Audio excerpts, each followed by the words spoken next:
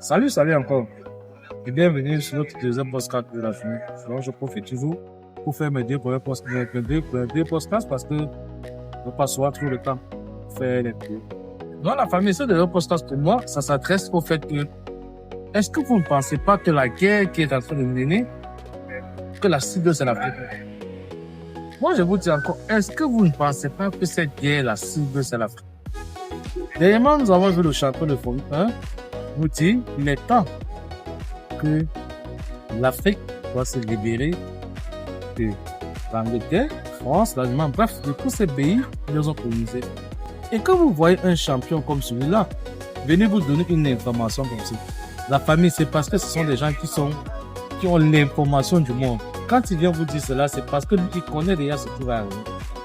Et moi, je dis encore, est-ce que vous ne pensez pas que cette guerre, la cible, c'est l'Afrique? Je m'explique.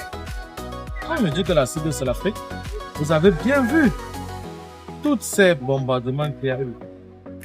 On appelle ça une déclaration de force. Si on nous dit qu'on a dévié des centaines de drones et de bombes du côté de Dubaï, si nous en Afrique, nous avons ces drones et ces bombes-là, comment allons-nous faire plus dévier? Pour moi, je pense que c'est un message qu'on est déjà en train d'avoir pour vous dire.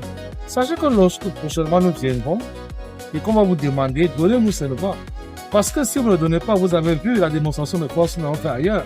C'est pour dire nous allons bombarder, soit raser les villes, soit raser les villages. Et je pense que le monde est en train d'arriver à ce niveau-là.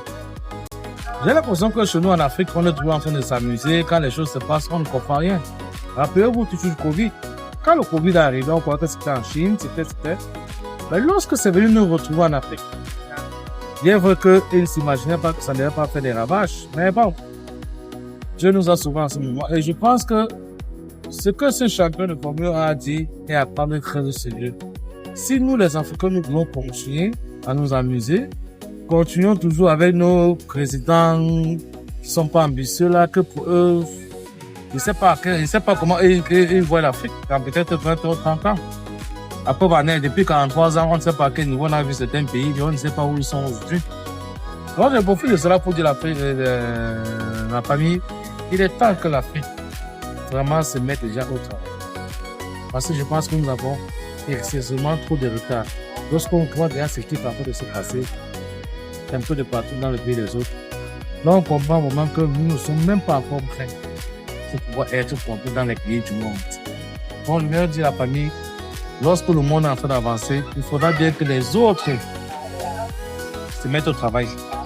Parce que j'ai vu à l'autre qu'ils sont en train de réfléchir comment modifier la constitution, comment balayer les rues. Apparemment, d'autres pays sont encore à ce niveau-là. Je ne sais pas quand est-ce qu'on va commencer aussi à fabriquer les bombes, les drones, et pour bloquer les bombes. Bref, j'espère que nous en arrivons un jour. Que Dieu nous bénisse. Je vous aime bien. Ciao.